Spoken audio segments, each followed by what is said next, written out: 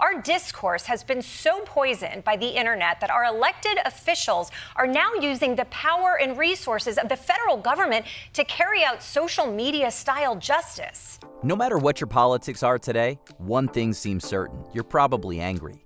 Welcome to WatchMojo. Today we go to the root of this phenomenon and look at 10 ways American perspectives have changed in the past decade. We also saw a big backlash with political figures on the right. Rise of youth and minority representation in politics. Over the past decade, American politics has started to look more like the country it represents.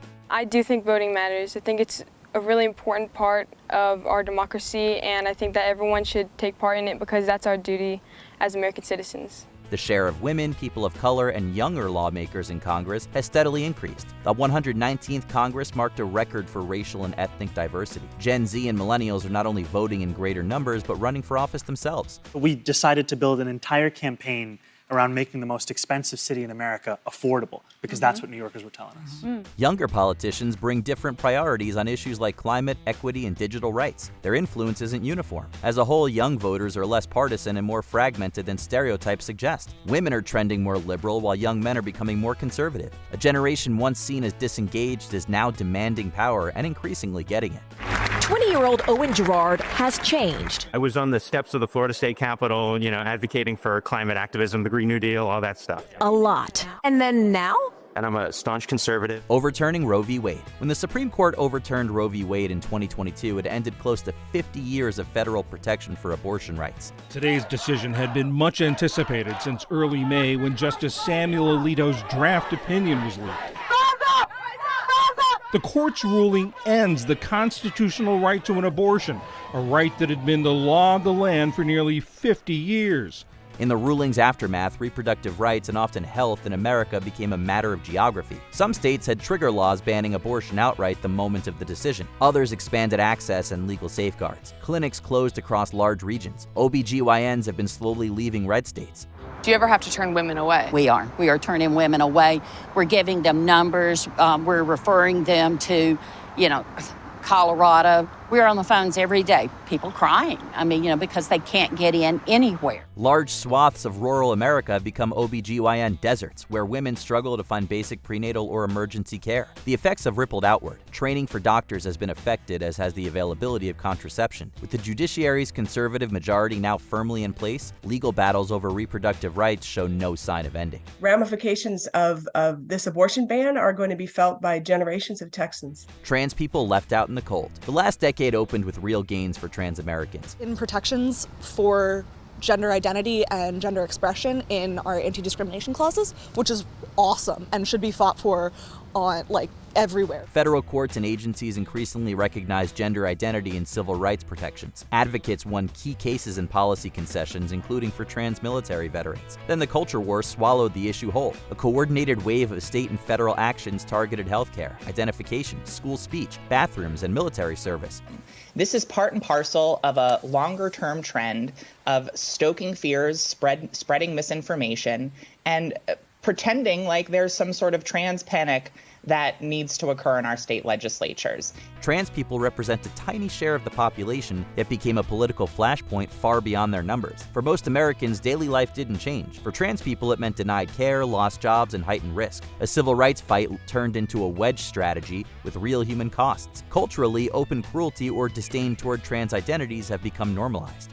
It feels disappointing, frustrating, knowing that so many people don't think that I should be allowed to be like anyone else. I don't deserve to have the rights that everyone else has. Opinions shift on issues like marijuana, marriage equality. Not long ago, these two issues were political landmines. Politicians avoided them both like a plague. People's attitudes changed. Many of us went from opposing gay marriage to supporting it, and I include myself in that group. We changed. In barely a decade, American attitudes toward same-sex marriage and marijuana have done a total 180. National polls show overwhelming support for marriage equality, with approval staying strong since the Obergefell decision made it legal nationwide. Anticipating a possible reversal, Congress passed the Respect for Marriage Act in 2022. It makes sure that states have to respect other same-sex marriages in other states. And that's how it essentially, as you hear talk, codifies same-sex marriage into federal law. Marijuana followed the same trajectory. Most Americans now back legalization for medical or recreational use, and several states like Colorado are even experimenting with psychedelics. The culture wars didn't vanish, but the battlefields have shifted. What once divided the nation is now largely normalized, reshaping everything from state laws to Sunday sermons. So it's not surprising that this is a topic of conversation, especially given where public support is for legalization. Climate disasters and awareness. Wildfire smoke chokes and blots out city skylines. Wildfire smoke, urban fire pollution, and extreme heat are all reshaping what we breathe. This is a smoke signal to humanity as we move forward in our warming world. Once-in-a-century floods now happen twice a decade. Record-smashing heat turns summer days into public health emergencies around the globe. What used to feel abstract now looks and smells like disaster. Scientific assessments link a warming climate to more frequent and intense extremes. Heat waves, heavy rainfall, drought, and fires are everywhere. Emergency managers now plan around climate risk, not just weather. As extreme weather becomes more common, some experts are warning it may impact your mental health as well. Humanitarian groups stress that heat is among the deadliest hazards and that simple preparedness can save lives. Public awareness has surged too. Global surveys show strong majorities recognize climate change and support action, even if policy lags. Climate change isn't some abstract fear for the future. It's here. We start with eco-anxiety being a normal and healthy response. And like all feelings, we want to express it and take action. Anxiety is just simply a signal to check out a threat. Socialism, capitalism, and fascism. America's political rhetoric has gotten darker in the age of social media. On the right, socialist became a catch-all slur for Democrats, hammered daily across partisan outlets for more than a decade. If we allow socialism to take over New York City, it will spread throughout this country, and that is why we need to stop it. Meanwhile, polling shows capitalism's image slipping, especially among younger Americans. They've shown growing openness to socialist-leaning policies. Rising inequality has driven calls for a stronger social safety net. Business leaders and conservatives, in turn, have doubled down on promoting the free market, framing it as essential to freedom itself. Capitalism is on the positive side of the ledger at plus 12 points. Socialism way underwater at minus 18 points. As these debates rage, a darker current runs beneath them. Strongman politics, scapegoating minorities, attacks on institutions, and tolerance for political violence. The left calls it fascism. The right insists it's the left that are fascist. Either way, political rage is rising. And scholars of authoritarianism have been warning about this for years. Every authoritarian ever waits for an atrocity to happen, a terrorist attack, and they have planned how they're going to use it. They're going to use it to target the political opposition.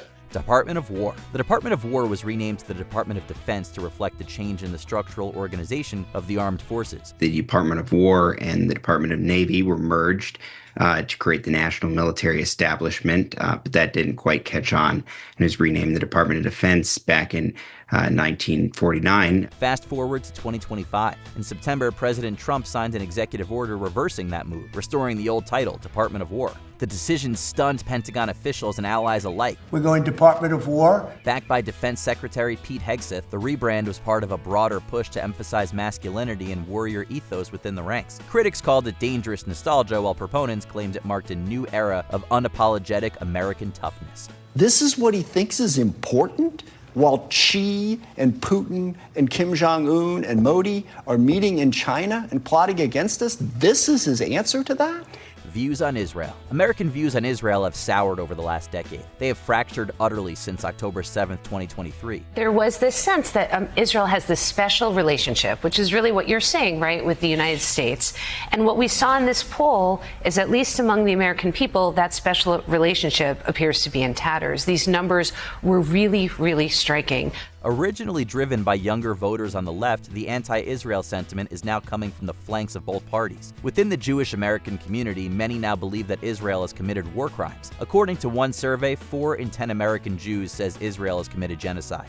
and nearly 40% say the country is guilty of genocide against the Palestinians. Documented anti-Semitic incidents, meanwhile, have surged in the US and Europe since the war began. This has only intensified fear, fueling the debate over where critique ends and bigotry begins. Civil liberties voices, meanwhile, warn that equating all criticism of Israel with anti-Semitism chills speech. One thing is certain, Israel's actions are alienating the citizens of their greatest historic ally. There has just been growing dissatisfaction in the United States politically among voters here with how the Netanyahu government has conducted its military affairs. Cancel culture flip. For years, conservatives rallied against cancel culture. Cancel culture is a form of boycott or public shaming of a person who has shared a questionable or unpopular opinion, or in more serious cases, someone whose behavior in their past is not only offensive, but unethical, illegal, and wrong. They fought tooth and nail against the left-wing assault on free expression. Whole movements, even an Austin-based anti-woke comedy scene, grew around defying social backlash. That script has flipped. The same faction that once cried censorship is using state power to punish dissenting voices. The shift is visible in recent actions. The FCC pressured Disney to suspend Jimmy Kimmel after criticism of Trump. This show is not important. What is important is that we get to live in a country that allows us to have a show like this. Attorney General Pam Bondi pledged to target perceived hate speech. Critics note the difference between social pressure and state suppression. The former is messy democracy. The latter is a First Amendment crisis. What began as online outrage has become official policy. Cancel culture with real consequences. It just kind of flies in the face of everything of what it means to, I think, be a conservative. And it shows how much Donald Trump has eroded American conservatism.